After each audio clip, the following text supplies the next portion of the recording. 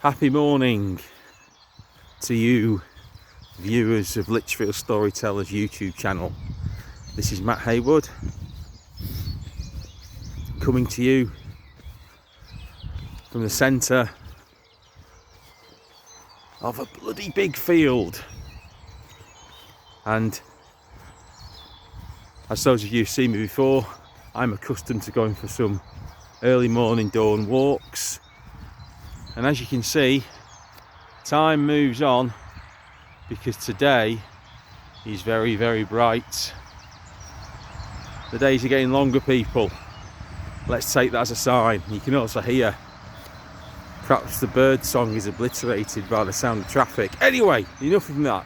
If you want to hear me ramble on and give you some little pearls of wisdom or idiocy on life, watch me on Instagram. This is supposed to be a YouTube channel for storytelling, so here's one for you. So I'm dedicating this one to my friend, good friend, who helps me out enormously, Maureen, who, like so many other people, is in self-isolation at the moment. Big love to you, Maureen. Hope you enjoy it. I come from a town in the northwest called Runcorn, and this is about a fellow I knew up there called Jed. Now, Jed was a shift worker, and he would he'd return home probably a bit like this time really. He'd return home normally about 6 o'clock in the morning, and as was the custom when I was a lad, you never used the front door to your house. That was for very, very special people like priests. You always went in the back door, and that meant that you had to go down the little alleyway. Now there you go, there's a colloquialism for you. I don't know what people call little alleyways outside of the northwest.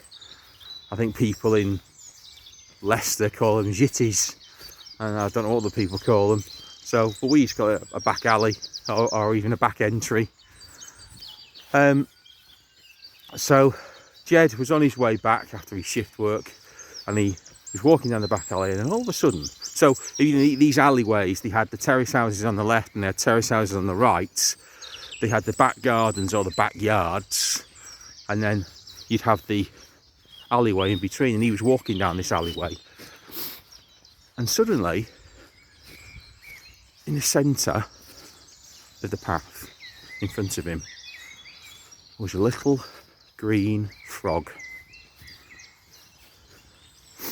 And coming from Runcorn, he wasn't accustomed to seeing such delightful wildlife.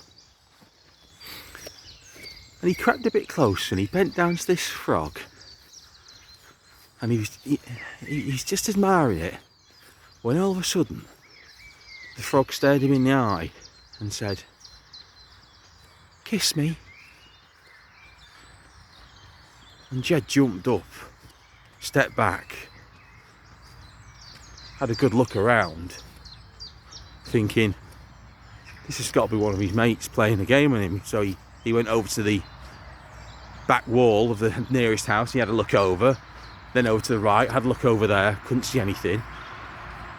And he approached this frog again and looked down, and as he looked down, the frog looked at him and went, "Kiss me."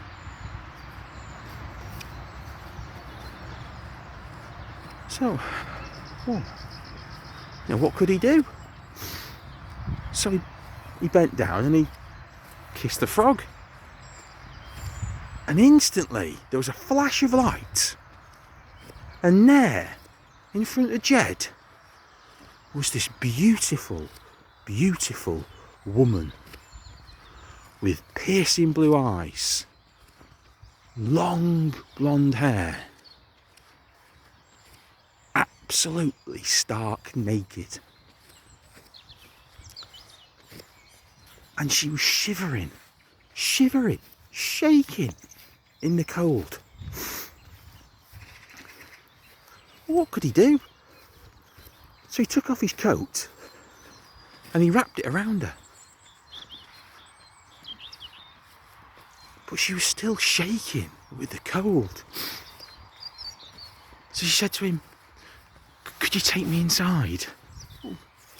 What could he do? So he took her inside. He took her into the back room. And he sat down by the fire. And he stoked the fire until it began to flame. But still, she was shaking and shaking.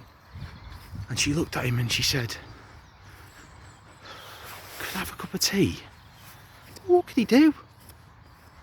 So he went into the kitchen, he put the kettle on, and he made 2 steaming hot cups of tea.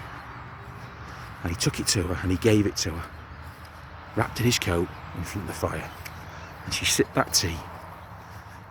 And it did help a little bit, but she was still shaking. So she said, "Well, perhaps if I could spend a little bit of time in bed under the covers, that'd really help." Well, what could he do? So he took her upstairs and he put her into bed, put the covers over her, got a spare blanket out of the wardrobe. And again, it helped a little bit, but she was still shaking with the cold. Well, what could he do? So she said to him, "Look, perhaps if you got in bed with me, then your body warmth would help me." Well, what could he do?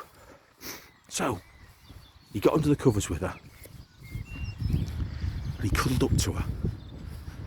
And she said to him, "Well, you've got your work overalls on, they're all damp.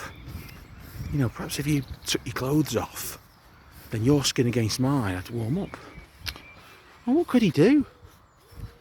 So he took off his clothes, he got into bed with her, he put his arm round her and he cuddled her, and that seemed to do the trick.